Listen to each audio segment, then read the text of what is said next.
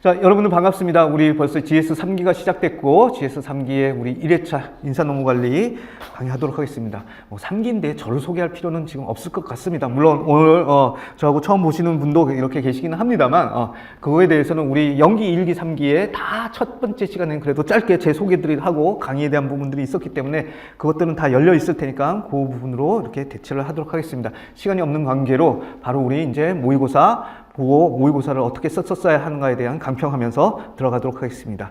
첫 번째 문제 1. 현금을 직접적으로 지급하는 임금과 같은 금전적, 경제적이며 직접적인 보상 이외의 방식을 통해 종업원들에게 제공할 수 있는 다른 보상 방안들에 대해 논하시오. 자, 여러분들 이거 읽어보시면서 어떤 그림이 떠올랐어야 됩니까?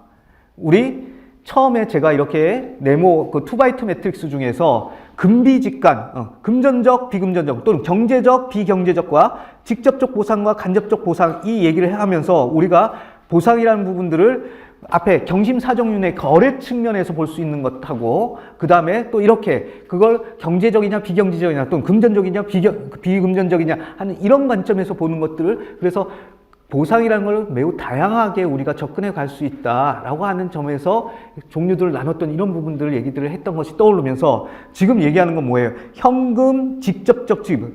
자, 이거 뭐예요? 금전적이고 직접적인 그 보상 분야 이외에 나머지 것들하고 그러면 이건 뭐가 되겠어요?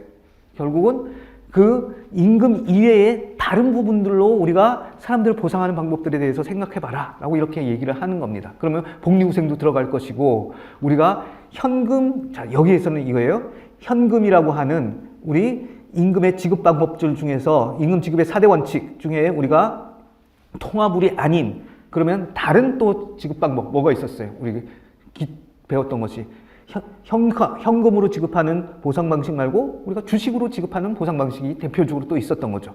그럼 주식으로 지급하는 보상 방식 우리 배웠던 것 대표적으로 두 가지가 있었습니다. 뭐가 있었습니까? 스톡옵션하고 ESOP. 자, 그 얘기 하라는 거였어요. 자, 한번 봅시다. 그럼 샘플 답안들 보도록 합시다. 자, 샘플 답안에 있어서도 이제 뭐 여러분들 우리 답안지가 어떻게 구성이 돼야 된다는 거는 해보셨던 분들은 다 아실 거고 저하고 이제 조금 연습을 더 해보셔야 되는 분들도 지금 이제 생겼습니다. 자, 제일 처음에는 문제 번호 첫 줄에 쓰시고 그래도 핵심적인 것들을 가지고 한 줄을 이렇게 써라 라고 이렇게 얘기를 했었죠. 왜 그래요? 텅 비어있는 것으로 보여서는 안 된다, 답안지가. 그거이기 때문에 그냥 문 1, 또 문제 1 이것만 써놓고서는 쓰기보다는 그게 무슨 문제였다라고 하는 키워드를 반드시 옮겨주고 그 다음에 로마자 번호 이렇게 나와서 항상 저희 로마자 번호 나오면 제일 처음 게 뭐예요? 뭐의 개념과 중요성 뭐 어쩌고 저쩌고 이런 걸로 제가 항상 시작했었죠. 우리가 논리적인 글들은 뭐예요? 내가 주장하고자 하는 그 용어들과 그 개념들에 대해서 제일 먼저 뭐다라는 걸 명확히 밝혀놓고 그 다음에 설명들이 들어가야 되기 때문에 그 부분이 나온다. 그래서 인사노무관리에 있어서 지금 이제 보상이라는 용어를 썼기 때문에 보상의 의미, 보상의 개념, 그 다음에 보상의 중요성 또는 기능은 뭐냐라고 하는 이 얘기들을 먼저 쓰는 거죠. 자, 그렇습니다. 왜 그래? 여기서 쓰는 거는 그 보상 방식들에 대해서 논하라고 이렇게 되어 있기 때문에 종류들을 논하는 것이 더 핵심이지만 우리 이 논하시오 글은 논술문의 글이라는 거지. 그러면 뭐예요? 논리적인 구조를 갖춰야 되기 때문에 앞에서부터 이렇게 개념적인 시작하고 그 다음에 글의 흐름 제시하면서 된다. 이렇게 가는 겁니다. 그럼 보상의 의미 이런 부분들에 있어서 우리 경영학에서는 보상이라는 폭넓은 얘기를 씁니다. 근데 우리 근로기준법에서는 보상이라는 용어가 안 나와요. 뭐라고 나옵니까? 바로 임금이라는 용어로 바로 나와. 우리가 금전적이고 직접적인 보상의 한 종류인 임금이라는 형태로 이렇게 나오고 있다고. 그래서 임금과 임금 이외의 보상 방안 이 부분들을 잘 구별하면서 쓸 수 있어야 된다는 측면에서 이게 나온 겁니다. 보상이란 일체의 경제적 비경제적인 대가다. 뭐에 대해서? 근로자가 제공했던 무언가. 그 근로자가 제공하는 그 무언가 중에 가장 중요한 게 뭐예요? 노동이잖아, 노동. 그 근로에 대해서 하는 것이다. 그래서 여기 근로자들의 근로 제공에 대하여 대가로 지급되는 임금, 그 다음에 사용자의 유대한 강화 및 동기부여를 위해 조직 구성원의 신분을 바탕으로 지급되는 복리후생. 자, 우리가 여기에서는 뭐 이게 경제적, 경제외적 이런 부분들로 본 것이 아니라 임금과 복리후생으로 우리 교과서 안에서 다루고 있는 분야로 이렇게 봤던 겁니다. 그럼 조직과 소속 근로자 사이에서 보상이 어떻게 결정되고 주어지는 데에 대한 보상이 성격이 여러 측면에서 보상을 바라볼 수가 있다. 이거 경심사정론 얘기한 거죠. 자, 우리 경영학에서는 지금 법에서 줘야 되는 임금 말고도 보상이라는 차원으로 줄 수 있는 여러 가지 것들이 있다. 자, 이 얘기는 우리는 임금이라는 확정적인 유한한 제일 중요한 재무적 자원을 우리는 잘 관리해야 돼. 사용자들은, 경영자들은 관리를 잘 해야 됩니다. 근데 그것 말고도 사람들에게 뭔가 다른 거를 통해서 너는 충분히 보상받았어라고 해줄 수 있는 그런 요인들이 있다라는 거죠. 조삼모사. 자, 조삼모사 뜻 아시죠? 아침에 원숭이가 바나나 4개 줬다가 저녁에 3개 주니까 그 불만이다 라고 그러니까, 그러면 아침에 3개를 주고 저녁에 4개를 줄게. 자, 그랬더니 원숭이들이 좋아하더라. 자, 그 원숭이 주인은 똑같은 7개의 바나나의 자원을 가지고서 어떻게 배치했느냐, 그거에 의해서 만족도가 달라지고 자기는 잘 받았다라고 생각하게 되는 그 결과들을 만들어냈다라는 거지. 그러면 나는 어떻게 그런 직접적이고 우리가 경제적인 그 부분들에 대한 이 부분들은 똑같이 쓰면서도 다른 것들을 통해서 훨씬 더 사람들을 만족시키고, 만족시킨다는 얘기는 뭐예요? 근로자를 만족시켜가지고 동기부여를 시켜가지고 더 열심히 해서 내가 돈 더 많이 벌자 라고 하는 거예요. 자, 그런 부분들이 될 수 있도록 경심사정윤 이런 부분들이 있다. 즉 이 얘기는 우리가 보상관리를 해야 된다라고 했을 때에는 단순히 우리가 임금이라는 측면, 경제적 측면 하나에만 포커스를 둬서는 사용자 네가 활용할 수 있는 방법들이 그렇게 많지 않을 거다. 그러니까 이런 부분들까지도 다 신경 써서 해라 라고 하는 겁니다. 자, 그 다음 페이지의 첫 번째 줄. 이와 같이 보상에 대한 여러 가지 관점이 존재한다는 것은 보상이 어느 한 요인에 의해서만 결정되는 단순한 것이 아니라는 점을 반증한다. 그래서 이 보상에 대해 의사결정을 하고자 할 경우에 다양한 관점들을 복합적으로 고려해서 조직의 목표 달성과 구성원들의 동기부여를 할 수 있는 보상 정책을 마련해야 될 것이다. 보상 방식을 마련해야 될 것이다. 자, 지금 이 얘기를 하는 이유는 뭐냐면 우리가 이제 보상하는 방식에 있어서 임금 이외의 여러 가지 방식들을 얘기하게 될 것이다라는 것들을 왜 그게 필요하냐를 지금 앞에서 이걸 쭉 우리가 교과서에 나오는 그런 얘기들 가지고 끌어낸 것이 됩니다. 그러면서 보상의 종류와 구분은 어떻게 할 것이냐, 우리 금비직간, 금전적, 비금전적, 그 다음에 직접적, 간접적 있는 그 금비직간을 이렇게 얘기를 하게 되는 겁니다.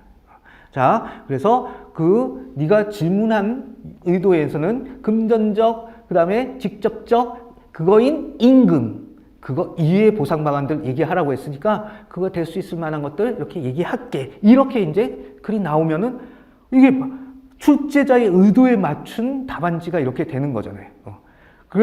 이 흐름들을 만들어내는 것이 차별적인 답안지가 되는 것이지, 무슨 이상한 학자의 이름 대고 최신 유행하는 뭔가를 대고 이래야 그것이 남들하고 다른 얘기를 쓰는 것이 차별화되는 것이 아니라 질문자가 물어본 의도를 파악하고 내가 글을 쓰겠다라는 그 부분들이 나타나는 것이 차별적인 답안지라는 겁니다. 그래서 향후 글의 순서에 있어서는 여기 보세요. 2. 주식을 통한 보상. 3. 복리후생제도를 통한 보상. 4. 기타 인사제도의 활용을 통한 보상. 그 다음에 시사점 이렇게 가겠다. 자, 이것만 봐도 출제자의 입장에서는 이 사람이 할 얘기들을 다 하겠구나라는 것들이 여기서 나오게 되는 겁니다. 자, 이 향후 글의 순서라는 이 파트는 25점짜리 문제는 필요 없다 그거지. 왜냐면 4페이지 정도고 되게 쓰게 되면 3페이지 반 정도 이렇게 쓰게 되는데 그 3페이지 반의 순서가 어떻게 된다는 이정표 필요 없다 이겁니다. 그러나 8페이지 정도 가는 이 글에 있어서는 그 안에 무슨 글이 있을 거라는 걸 빨리 우리가 채점자에게 알려주고서는 우리가 이게 우리 답안지가 어떻게 돼야 된다고요? 채점자가 열심히 들여다보는 답안지가 돼야 된다고요? 아니면은 훌떡 보고서 그냥 점수 주고 넘어가는 답안지가 돼야 됩니까? 전자 열심히 들여다보면 우리는 깎일 것뿐이 안 납니다. 이거는 우리 거는 보고서 야, 잘 썼네 라고 그러고 점수 주고 이렇게 빨리. 채점자는 뭐냐면은 채점을 빨리 끝내고 싶어 합니다. 그렇잖아요. 2,000명, 3,000명 거를 그거 하는데 이거 글씨 막 안 읽히게 돼 있는 이런 거를 막 보는 그거 하면서 일일이 열심히 들여다보면서 점수를 하나씩 더 주는 게 채점자의 그 역할이 아니에요. 채점자들은 빠르게 끝을 내고 그리고 결과 넘겨주고 싶어 합니다. 그럼 거기에 맞춰서 우리 글이 그렇게 빠르게 채점하고 세세히 안 보고 흠 안 잡고 그렇게 넘어가는 그런 것들이 돼야 되는 거예요. 그래서 우리가 글의 형식들이 중요하다. 한 번에 이렇게 툭툭툭툭 잘 보여지게 하는 것들이 중요하다라는 의미가 그런 겁니다. 그래서 여기 향유불의 순서는 50전짜리 글에서는 이렇게 내 목차가 어떻게 될 것이다라는 부분들을 알려주는 것이 첫 페이지 넘기고 두 페이지에 봤을 때 이 글 전체가 이렇게 탄탄하게 구성되어 있구나 하는 이 부분들을 알려줄 수 있는 것이 필요하다는 겁니다. 그렇지만 25점짜리는 이거 필요하지 않다 이렇게 갑니다. 다음 그럼 주식을 통한 보상. 자, 주식을 통한 보상에서 우리 스톡옵션제하고 우리 ESOP제 있다라고 이렇게 얘기를 했었습니다. 그럼 스톡옵션제 여기 지금 스톡옵션제 해놓고서는 이 스톡옵션제 안쪽으로 여러분들 소제목이 더 세분화되지 않았어요. 그런 소제목이 세분화되지 않았음에도 불구하고 이게 거의 백의 필목 종방장난 제시의 그 흐름들을 그대로 갖고 가고 있는 겁니다. 자, 그러니까 문단 하나, 첫 번째 문단은 뭐야? 개념 나와 있는 거예요. 개념 나와 있고 두 번째 문단에서는 이 스톡옵션의 어떤 중요성, 기능 이런 부분들 나와 있는 겁니다. 그럼 세 번째는 종류 나와 있잖아요. 네 번째 그래서 장단점. 자, 이것이 문단 하나하나가 결국은 우리가 말했던 가장 기본적인 구조였던 백의 필목 종방장단 제시의 틀을 가지고 있기 때문에 소제목이 없이도 그 내용들을 이 세네 줄 되는 이걸 보면서 내용 이렇게 금세 파악이 됩니다. 자, 그렇게 가자는 거예요. 그래서 스톡옵션제 이거 우리 많이 다뤘던 것이고 그 우리 수험서에도 나와 있는 그대로 이렇게 또 나와 있는 내용들이기도 하고 그래서 크게 안 다룹니다. 다만 답안으로 작성했을 때 이걸 소제목을 붙여서 할 것이냐 아니면 이렇게 다 걷어내고 문단으로서 이것들이 드러나게 할 것이냐 이런 부분들이 있어서 그것만 이렇게 그 테크닉한 부분만 알려드리고 넘어갑니다. 다음에 우리 4페이지에 종업원 지주제도. 자, 종업원 지주제도는 영어로는 Employee Stock Ownership Program 이걸 얘기를 하는 것이고 또는 이걸 우리 사주제도라고 이렇게 얘기를 또 하기도 합니다. 그래서 종업원 지주제도, 우리 사주제도, ESOP제도 다 같은 말이에요. 그래서 그 중에 어떤 거를 제목으로 써도 상관없다. 그러나 가급적이면은 이 세 가지의 우리가 그 용어들이 금세 빨리 보여줬으면 좋겠다. 이렇게 하면 됩니다. 그래서 기업 또는 정부가 우리 사주제도는 뭐예요? 기업이나 정부가 각종 정책적 지원을 제공해서 근로자로 하여금 자신이 근무하는 회사의 주식을 취득 보유할 수 있도록 하는 종업원 주식 소유제도 뭐 이렇게 이제 했습니다. 또 하는 제도다 이렇게 얘기해도 되는 거죠. 위에 제목이 있었으니까. 자, 이거는 자, 개념이 이랬어요. 이거 왜 해? 왜 해? 기능이 뭐야? 라고 하면은 근로자이면서도 동시에 사용자의 성격을 가져가라. 주주로서의 책임과 권한을 가져가라. 그래서 나 혼자서 사장 혼자서 그냥 애달아서 막 그렇게 하지 말고 같이 하자.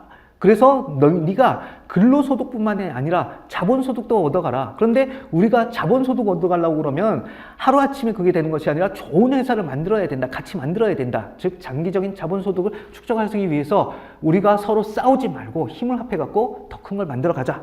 자, 그런 목적에서 이걸 하는 것이다. 라고 이렇게 했던 것이죠.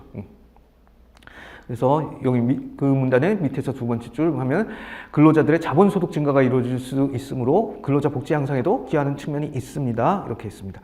그리고 나서 그럼 기능 나왔어. 그냥 우리 종류, 방법, 형태, 유형 그거 뭐가 있냐라고 했을 때 우리 수업용으로 배웠던 거 회사 대주주 출연형, 그 다음에 조합원 출연형, 그 다음에 우리가 회사 상환 차입형 그 얘기를 해주는 거예요.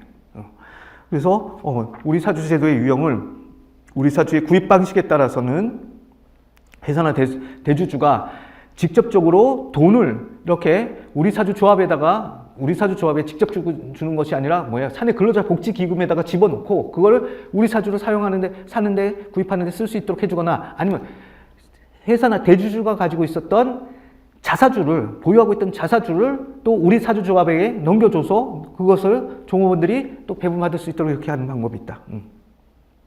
그러나 이렇게 됐을 때에는 대개 회사나 대주주들이 그렇게 넘겨줄 때는 이렇게 취득한 주식에 대해서는 우리가 경영권의 안정을 위해서 일정 기간은 매각하지 못한다라고 하는 매각 제한을 걸어놓죠.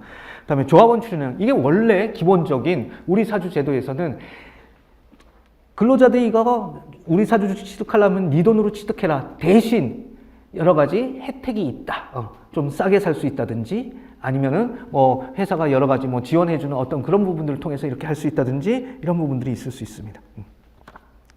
다음에 세 번째, 회사 상황 차이평. 자, 이거는 내가 우리 사주를 많이 사고 싶은데 돈이 부족하다. 그랬을 때 어딘가에서 돈을 빌려와서 우리 사주를 살 자금을 마련하려고 했을 때 거기에 뭐예요? 회사가 그 자금을 빌려올 때 보증을 이렇게 같이 쓰므로 인해서 그 자금을 빌려오는 그 금리를 낮춘다.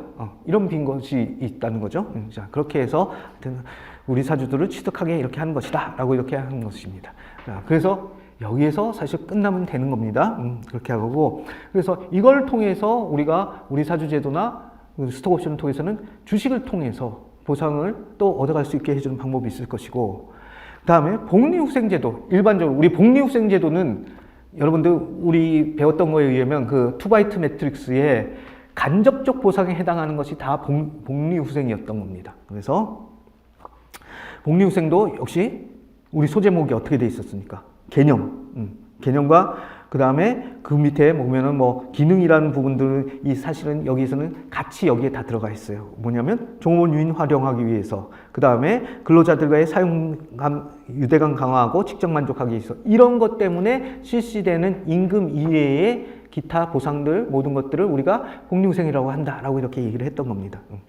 그리고 복리후생을 우리가 우리나라에서는 법정 복리후생, 법정 외 복리후생으로 크게 대별할 수가 있지만, 구체적으로 중요한 사용자 입장에서 중요한 그리고 차별성을 갖기 위해서 전략적으로 활용할 수 있는 복리후생은 우리가 법정 외 복리후생이고, 그 법정 외 복리후생을 그렇게 펼쳐나가는 그 방식의 종류에 있어서는 주생금의문이 있다. 그 얘기가 이렇게 나옵니다. 자, 복리후생 혜택의 종류 2번 보세요. 첫 번째, 4대 보험과 같은 법정 복리후생 제도는 기업을 운영하기 위해 기본적으로 갖춰야 하는 사항이므로 전략적인 보상 정책으로 활용하기는 한계가 있다. 남들하고 차별화할 수 없다는 겁니다. 이거는 법에 정해져 있기 때문에 시튼 졸튼 모든 기업들은 다 하도록 이렇게 돼 있는 거예요. 그러면 결국은 사용자는 내가 복리후생 제도를 설계한다는 얘기는 법정 복리후생을 건드린다는 얘기가 아니라 그 이해 걸 가지고서 종업원들이 더 많은 동기부여가 될 수 있도록 이렇게 해야 되겠다는 거죠. 자, 그런 것들이 있다. 그래서 그쪽에 주생금의문 이 부분 얘기 이렇게 있는 거 언급만 하면 됩니다. 지금 우리는 뭐냐면 이것 말고도 다르게 보상해야 되는 것들의 그 종류들을 우리가 8페이지 내에 그 종류들을 다 뽑아내야 되는 것이기 때문에 지금 그 안에 있는 이 주택 지원은 뭐고, 금융 지원은 뭐고, 의료 지원은 뭐고, 이거를 일일이 설명하고 있을 시간이 안 된다는 거죠. 그만큼의 중요도를 가지고 있지도 않다는 거예요. 다만 이런 분야로 복리후생을 지원한다 정도만 있으면 됩니다.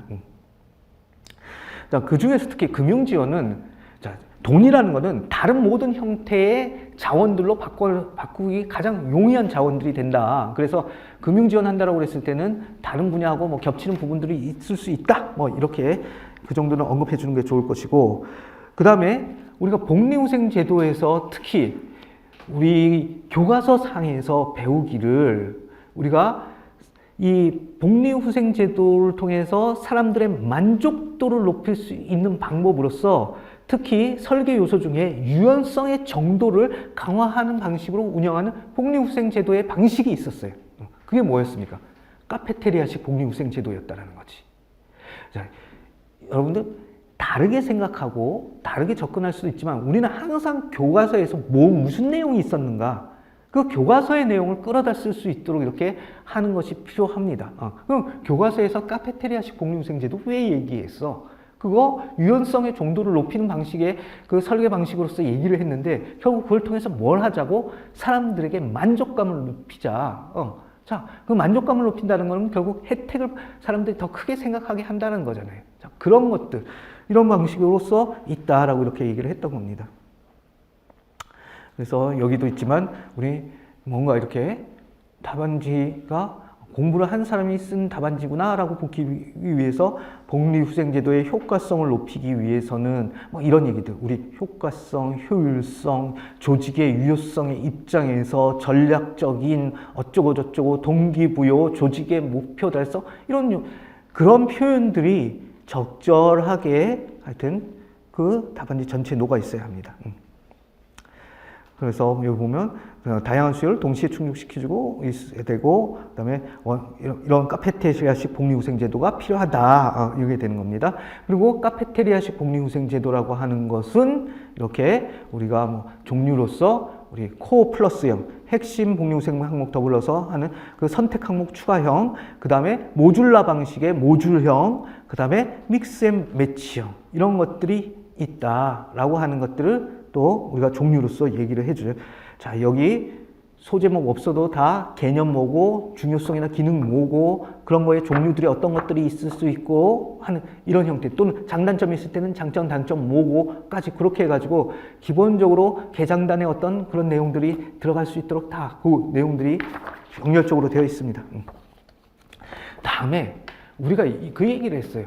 이 보상이라는 부분들이 여러분들 퀄리티 오브 워크 라이프 이 얘기를 하거나 아니면 통합적 복리후생제도 했을 때 보면은 굉장히 우리가 그 복리후생의 범위에 포함될 수 있는 거라든지 퀄리티 오브 워크라이프라고 하는 그 제도에서 포함하는 내용들이 단순히 임금 이 정도가 아니라 결국 인사대속 전체를 다 잘 만들어주는 것이 보상이 될 수도 있다라고 하는 그런 얘기들이 있었던 거예요. 자, 그래서 그것까지 이제 들어옵니다. 그러면 되게 제일 처음 여러분들 회사에서 돈 들여갖고 교육훈련 시켜주는 거, 이런 것도 보상이 될 수 있다라고 이렇게 보는 겁니다.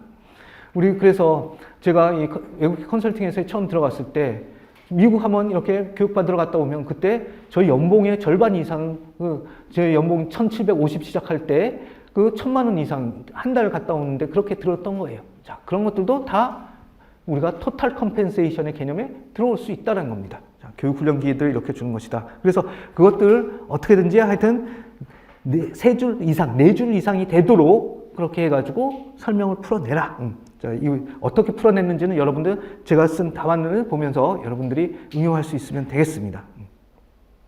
다음에 우리 직무 재설계를 통한 만족도 증가, 이 부분이 통합적 복리후생 얘기라든지 아니면은 우리 퀄리티 오브 워크 라이프 얘기할 때 그때 이 부분들의 얘기들이 항상 나와요. 직무 재설계를 잘해주는 것들도 보상이다 라고 하는 이 얘기들이 나옵니다. 왜? 그걸 통해서 개인의 성장 욕구라는 걸 만들, 자아 성장, 자아 실현, 이런 부분들을 결국은 직무를 통해서 할 수 있게 되는데, 그 직무라는 것들을 잘 설계해주고 맞춤형으로 설계해주고 하는 이런 부분들도 중요한 간접적인 보상이 될 수 있다, 이런 부분들이 있는 거죠.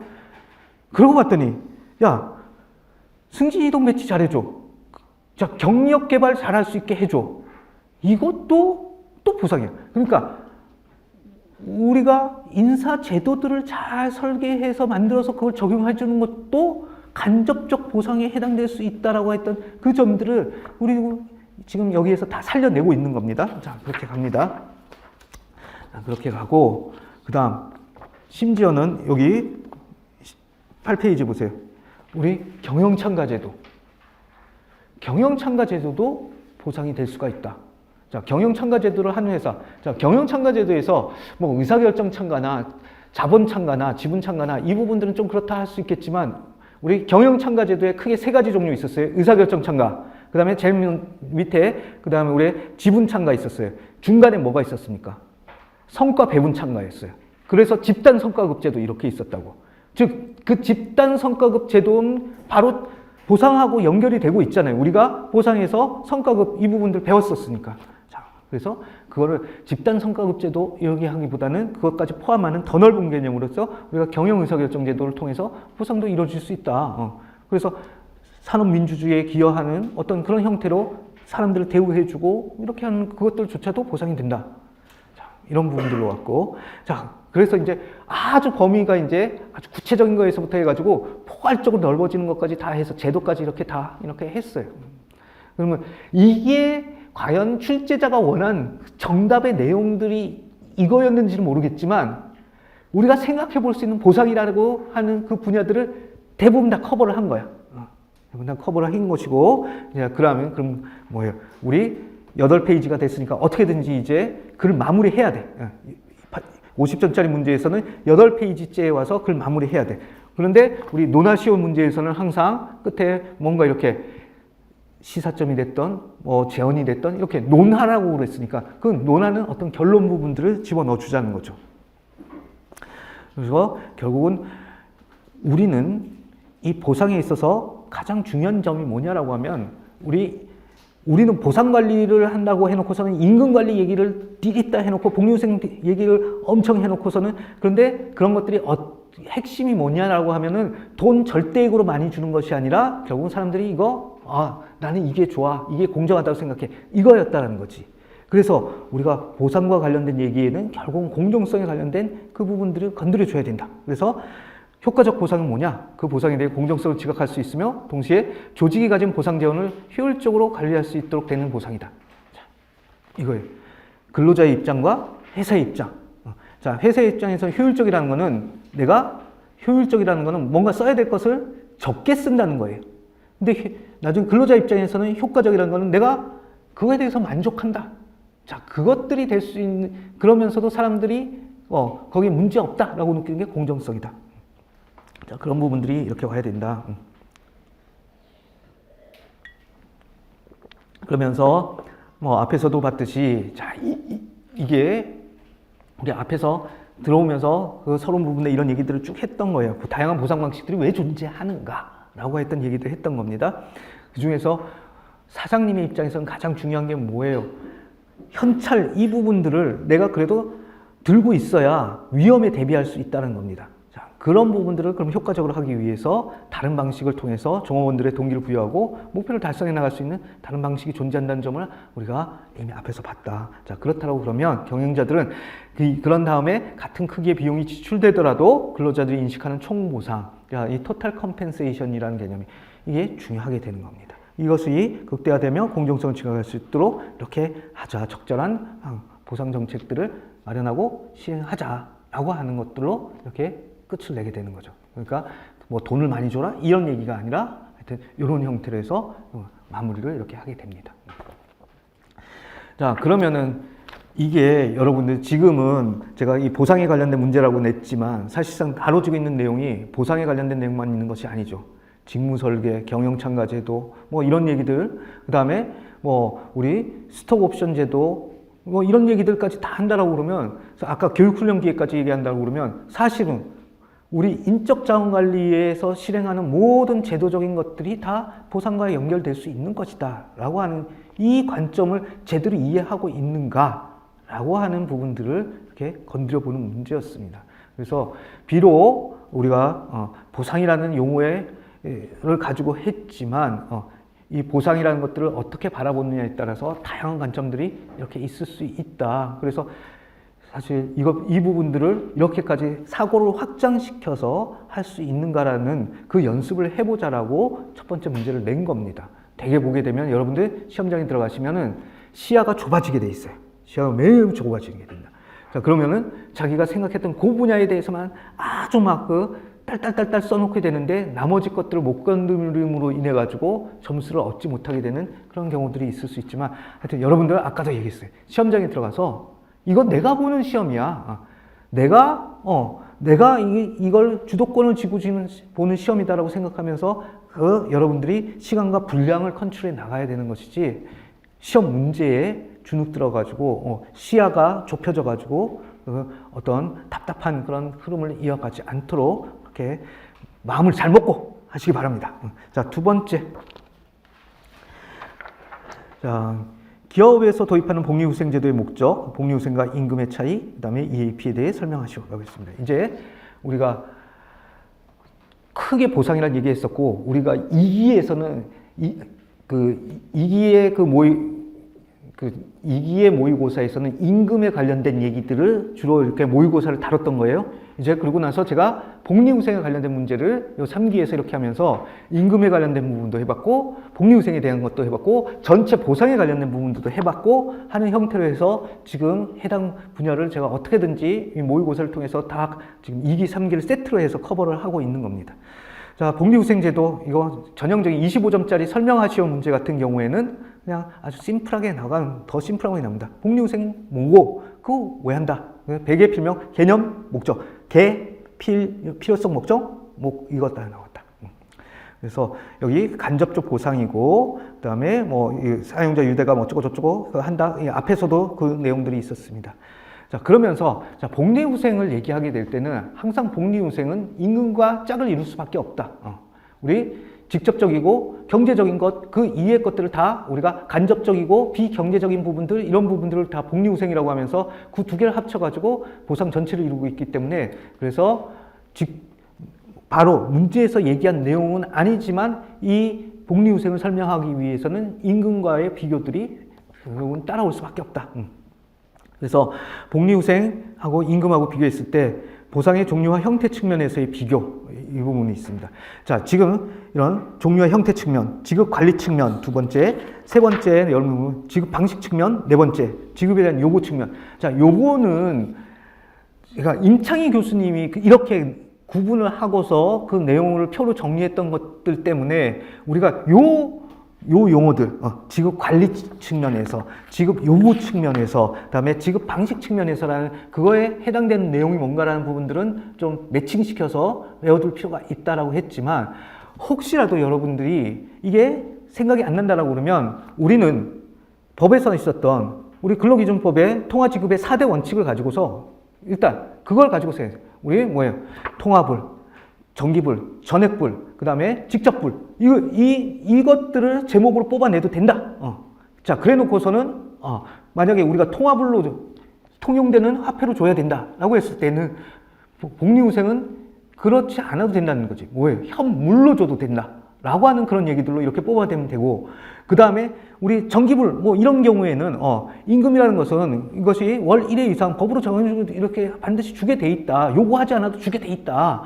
그러나, 복리후생은 뭐예요? 어떤 조건에 맞아서 발생했을 때, 그리고 조건이 맞았다 하더라도 요구를 해야만 그것들을 받아갈 수 있는 것이다. 뭐, 이렇게 해서 그 4대 원칙을 가지고서 비교를 해도 이 내용들이 커버가 된다는 겁니다. 자, 그렇게 가도 된다. 그러나, 그건 생각이 안 났을 때 문제고, 우리가 사실상 이 인적자원관리 시험을 보기 위해서 준비를 하고 있는 상황이라고 그러면 임창희 교수님의 그 구분 기준들을 그래도 그냥 그대로 갖다 박아주는 것이 제일 안전하다, 빠르다라고 이렇게 봅니다.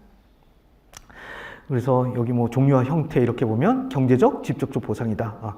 그 다음에 그 복리후생 같은 경우에는 경제적 가치를 가지는 부분들도 있겠지만 대부분 비경제적 측면을 가지는 어떤 그 폭넓은 방식의 보상이 된다. 이렇게 가고 지급 관리 측면에 있어서는 이거는 뭐예요? 우리가 시간과 성과 단위를 통해서 개인별로 차등적으로 지급되는 것이 임금이다라고 그러면 우리 복리후생 같은 경우에는 이 차등성이 있어서는 안 된다라고 그랬죠. 그래서 우리 임원 부모들이 돌아갔을 때는 경조사비 뭐 300만 원, 500만 원, 그 다음에 일반 직원들 들어갔을 때는 경조사비 100만 원 이러면은 사람들이 야 100만 원 받은 거에 야 그래도 회사가 신경 쓴다 이 얘기가 아니라 야 지들 사장 부모는 목숨값이 500만 원이고 우리 부모 목숨값은 100만 원이 이러면서 오히려 분개한다. 자 이렇게 돼서는 안 된다.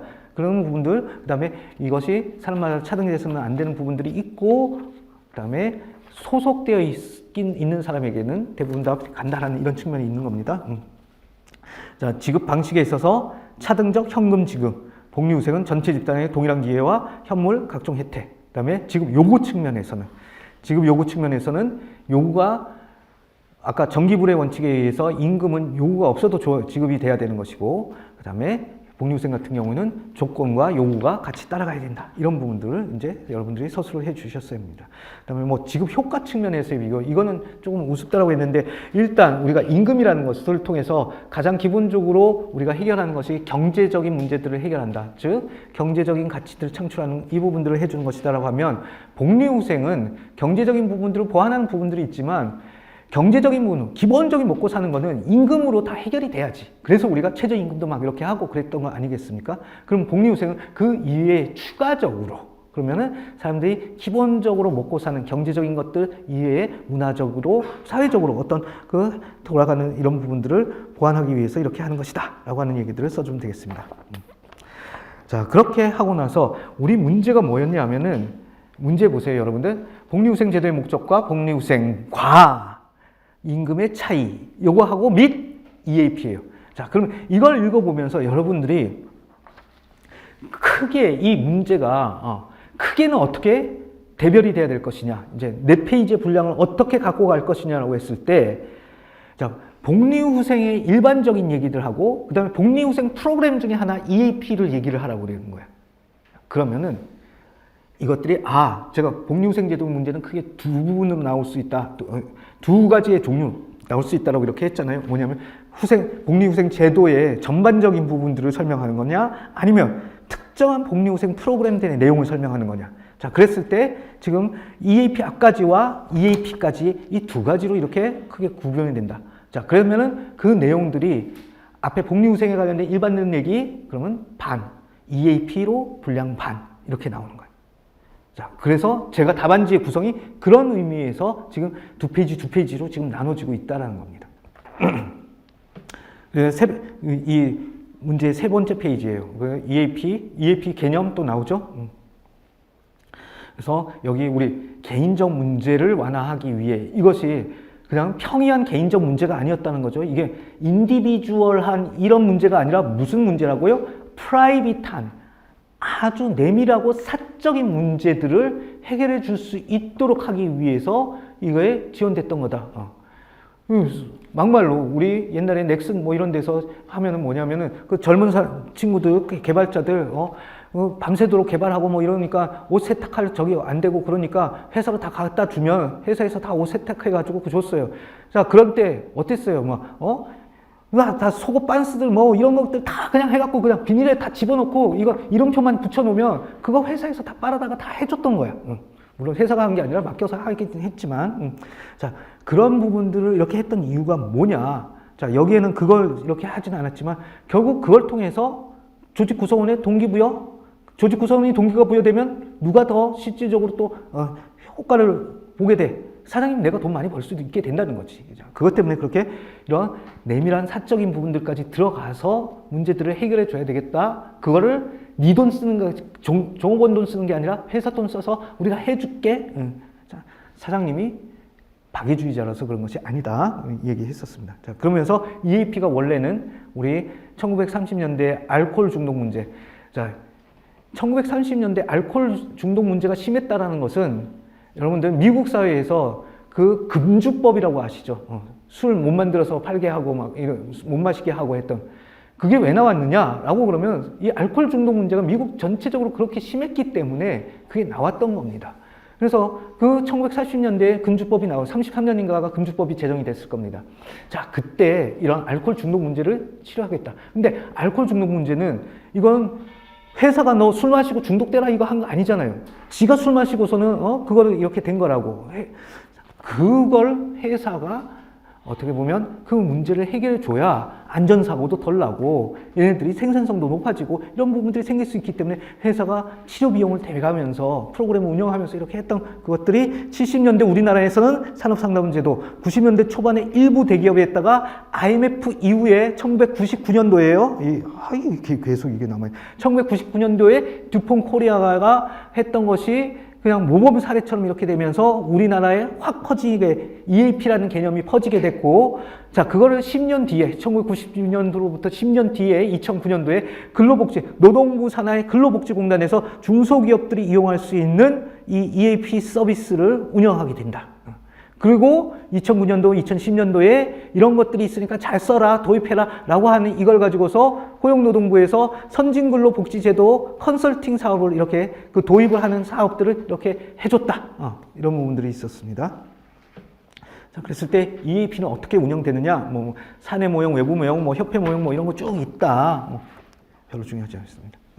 자, 그렇게 해서 이제 그 종류들까지 이렇게 얘기를 했어요. 베개, 필목, 종 이렇게 얘기했습니다. 그 다음에 또 종류 중에 서비스의 종류로 서비스로는 우리 생활지원 서비스, 건강증진 서비스, 그 다음에 위험관리 서비스 이런 부분들이 있었다. 이걸 이렇게 합니다. 자, 그랬을 때 이 EAP를 도입한 효과가 어떻게 되느냐라고 이렇게 했었던 거죠. 왜 EAP의 도입 효과를 굳이 이렇게 분량을 가지고 또 얘기를 해야 될 필요가 있냐면은, 자, EAP를 하기 위해서는 누구의 돈을 쓰느냐 이거예요. 근로자의 돈을 쓰느냐? 사장님 나의 돈을 써야 되느냐? 근데 사장님이 내가 돈을 썼는데 이것이 별로 효과가 없는 거라고 그러면 사장님이 내가 돈을 쓸 필요가 있냐 이거지. 자, 그런데 사장님 돈 쓰세요. 여기에 돈 쓰세요. 쓴 것보다 더 큰 효과가 나오기 때문에 있으니까 쓰세요. 자, 그 얘기를 우리가 해야 되는 겁니다. 그래서 여기 자, 교과서적으로는 지금 국내에서는 EAP 도입 시기가 얼마 되지 않아가지고 구체적인 효과 논의하기 어렵다라고 이렇게 됩니다. 자, 이거는 언제 시점이냐? 이게 바로 2009년, 2010년 요때쯤 얘기예요. 그런데 지금 뭐예요? 그때 2009년, 2010년으로 봐도 벌써 15년이 지난 얘기이고요. 우리가 1999년 두폰 코리아 IMF 이후에 그거 알려진 때로부터 생각하면은 거의 25년 이렇게 돼가는 겁니다. 자, 그러면은 이렇게 데이터가 없을 수가 없어요. 그런데 아직 교과서에는 이런 표현이 남아있고, 자, 그렇기 때문에 우리도 그냥 교과서대로 이렇게 써주는 겁니다. 그러나 하여튼 두 번째 줄, 그간의 연구 결과들에 보면 여러 가지 결근 비효율적 근무 줄어들고 경제적 효과가 있다라고 그렇디다. 연구가 그렇게 얘기를 합디다. 그런 거예요. 그리고 근로자 측면에서 대인, 신체, 정신 이런 것들에 있어서 상당한 도움이 있었다라고 업계에서는 그렇게 말합니다. 그러니까 우리도 사장님 돈 써서 그렇게 하는 것이 맞습니다. 노무사로서 전문가로서 그렇게 건의드립니다. 이렇게 간 겁니다. 그래서 이런 부분 했었고, 뭐 제일 마지막 문단은 없어도 되는 문단입니다. 그런데 우리 채점자들, 우리 시험의 출제자나 채점자 중에는 고용노동부에서 일을 하셨던 분들이 들어갈 수가 있습니다. 우리 시험의 주관 주무부처가 어디예요? 고용노동부잖아요.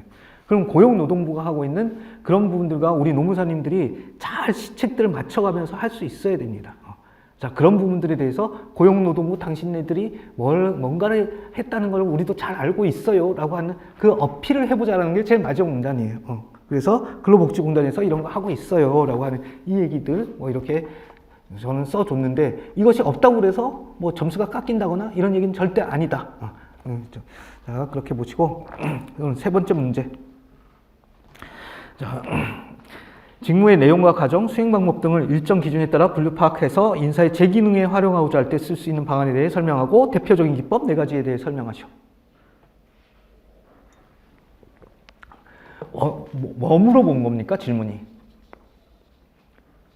이거 딱 보면 예전에는 이 문제에 제가 샘플 답안에 아주 초창기에 한 10년 전쯤에는 문제가 이거였어요. 직무 분석과 대표적인 직무 분석 기법 4가지에 대해서 설명하셔야 했어요. 그게 문제였었어요. 그랬는데 제가 그거를 직무 분석이라는 용어를 쓰지를 않고 그냥 직무 분석이 뭘 하는 거다. 그 개념 설명하고 그거에 관련된 기법 써라 라고 이렇게 했던 겁니다. 자, 여러분들 저하고는 2기 때 뭐 이런 문제들 몇 번 이렇게 다뤄보셨기 때문에 여러분들은 익숙하게 이제 이런 문제들이 나온다 하더라도 이게 뭐야? 라고 생각하지 않고 접할 수가 있을 거라고 이제 저는 믿습니다. 그러니까 여러분 잘 해주십시오. 그런데 의외로 이런 문제들에 경험해보지 않은 사람들은 직무 분석과 직무 분석 기법에 대해 설명하시오라고 하면은 답을 쓰는데, 이렇게 써놓으면 문제가 뭔가라고 이러면서 막 멘탈이 흔들리면서 엉뚱한 얘기를 막 쓰기도 합니다. 그런 거 우리는 제대로 공부를 했다라고 그러면 이런 문제가 이렇게 나온다 하더라도 잘 쓸 수 있습니다. 그래서 문제가 이렇게 나왔다 하더라도 결국은 우리 답안의 시작은 뭐예요? 네가 물어본 게 직무 분석이잖아. 그 얘기가 돼. 그래서 우리 답안지에 처음 어떻게 갔어요? 직무 분석의 의의와 절차? 이 얘기가 이렇게 나오게 되는 겁니다. 그래서 로마자 1번이 직무 분석의 의의와 절차예요.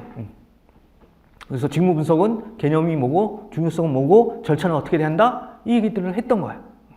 그렇게 합니다. 그럼 직무 분석 이거 쭉 결국 질문에 나와 있는 이 내용이 직무 분석의 개념 정의가 되는 거잖아요. 근데 희한하죠. 개념 정의 뭐에 대한 개념 정의는 이거다라는 거를 아는데 개념 정의를 주고서 이게 뭐에 대한 개념이냐라고 물어보면 몰라. 여러분들 너무 이상하지 않아요? 왜 그렇게 공부들을 많은 사람들이 하고 있을까? 참 의문입니다. 아무튼 그러나 우리는 그런 부분들을 넘나들면서 전체를 보면서 하는 공부들을 해왔다라고 이렇게 보고, 그다음에 직무 분석의 제일 마지막 단계가 첫 번째 문단에 있는 것처럼 우리 결국 문서화시킨다는 거예요. 분석한 결과를 문서화시키는데 그 문서화시킨 문서들의 이름이 뭐예요? 직무 기술서 아니면 직무 명세서가 된다. 이 얘기들 이렇게 했던 겁니다. 이거 왜 했어? 직무에 대한 내용을 파악해서 결국은 거기서 파악된 내용 가지고 인사제도 전체에 관련돼서 중요한 기초적인 정보들. 자, 인사제도는 인사관리, 인사제도는 뭐라고? 사람에 대한 것들을 정보를 관리하는 것, 직무에 대한 것들, 인에 대한 정보와 사에 대한 정보들을 관리하는 것이 인사관리다라고 얘기를 했었습니다. 자, 그것들이 결국은 직무에 대한 부분들은 인사관리의 하여튼 한 축을 이루게 되는 것이다. 이 얘기를 하는 겁니다. 그래서 직무 분석 절차 위쪽으로 두 번째 줄 이렇게 보시면 직무 분석의 내용이 모든 인사노무 관리 활동의 기본적인 정보로 활용된다는 점에서 이 직무 분석을 잘해야 되는 것이 중요하다라고 했던 겁니다. 그럼 직무 분석 절차는 어떻게 되느냐? 자, 절차라고는 여러분들 앞으로 이제는 절차가 나왔을 때 우리 교과서나 강의 워크북에 나와 있는 것들 그대로 외워서 할 수 있으면 제일 좋은데요. 그게 안 될 때는 여러분들 절차는 뭐예요? 플랜 2C예요. 계획하고 그것들을 실행하고 그것들에 대해서 잘 되는지 평가한다. 자, 이 틀에서 우리가 제일 앞쪽에 플랜을 세울 때는 제일 앞쪽에 이걸 왜 해야 되는지에 대해서 목적을 분명히 한다. 그렇죠? 목적을 분명히 하고 대상을 정하고 그래서 조사하고 그걸 정리하고 그다음에 뭔가 그다음 끝낸다. 어떤 그런 기본적인 우리의 이해 흐름들을 가지고서 절차화 시켜내면 돼. 우리가 암기가 안 돼 있을 때는. 그런데 우리 시험에서는 지금 어떻게든지 속도를 내고 하려고 그러면 암기가 되어 있어야 돼. 그래서 암기를 좀 강화해 놓으시라. 그래서 여기 보면은 일반적으로 취할 수 있는 접근 방법으로는 정보 사용, 제일 마지막 줄에 정보 사용 목적 확정, 관련 정보 예비 조사, 그 다음 뭐예요? 그 다음에 대상 직무 선정, 그 다음에 선정 직무들에 대한 분석, 그 다음에 분석한 그 내용들을 대해서 우리가 한 번 더 전문가들에 의한 검토, 그 다음에 그 검토가 끝나고 나면 그것을 문서화, 이렇게 간다. 이 얘기가 이렇게 있습니다.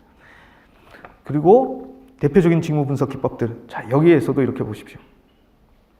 우리 질문이 어떻게 돼 있냐면은 질문 자체가 직무 분석 기법이라는 것들에 대해서 직무 분석이라는 거에 대해서 설명하고 직무 분석 전체에 대해서 설명하고 그 다음에 직무 분석 기법 4가지를 얘기해라 라고 이렇게 되어 있던 겁니다.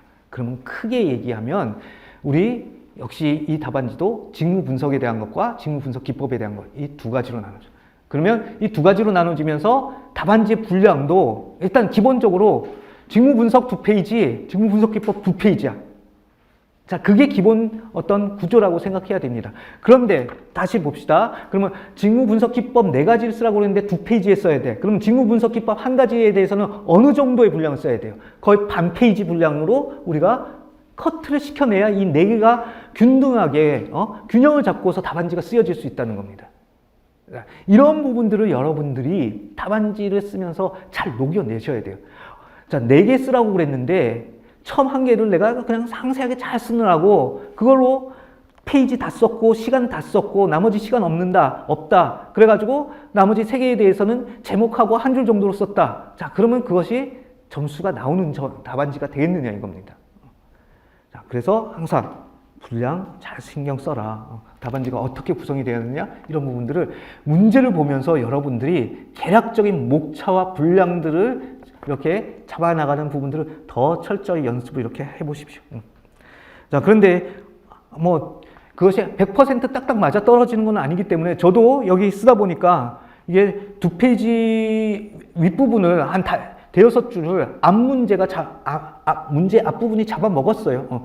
자, 그렇다 하더라도 대략 하나당 반 페이지 정도가 되겠구나라고 하는 이 느낌을 가지고서 답안을 작성해 줘야 되는 겁니다. 자, 대표적인 직무 분석 기법. 자, 우리 레디메이드로 돼 있었던 직무 분석 기법 4가지 뭐가 있었습니까? 2문자로 기직관가 있었어요. 그랬어요. 그래서 기능적 직무 분석 기법, 그 다음에 직위 분석 질문지, 관리직 직위 질문지 이렇게 이제 쭉 온 겁니다. 자, 여기에 대해서는 우리가 그거는 또 내용으로서 이미 충분히 우리가 연기 1기, 2기에서 다 다뤘던 내용이기 때문에 여기는 답안지가 어떤 식으로 돼 있는가 그것들을 여러분들 한번 읽어보시라고 그러고 제가 안에 있는 내용들은 굳이 설명하지 않겠습니다. 이거 뭐 우리 3번씩 했던 걸로 또 할 필요가 없기 때문에 그렇게 갑니다. 자, 그런데 이제 마지막으로 이런 것들을 하고 나서 그래서 여러분들 쭉 하고 나면 자, 이렇게 한 문제가 끝나고 나면 제일 끝에 그 바로 오른쪽에다 붙여서 이렇게 따옴표 치고 끝이라고 이렇게 써야 되는 거 아시죠? 그 다음에 제일 마지막 문제가 끝나고 나서 제일 마지막 문제를 다 쓰고 난 다음에 밑에 빈칸이 있을 때는 뭘 써야 돼요? 이하여배 그 부분을 붙여 주십시오. 왜 붙여야 돼? 앞에 여러분들 답안지 작성 그 방법에서 산업인력공단에서 그렇게 하라고 되어 있기 때문에 그걸 지켜줘야 되는 겁니다.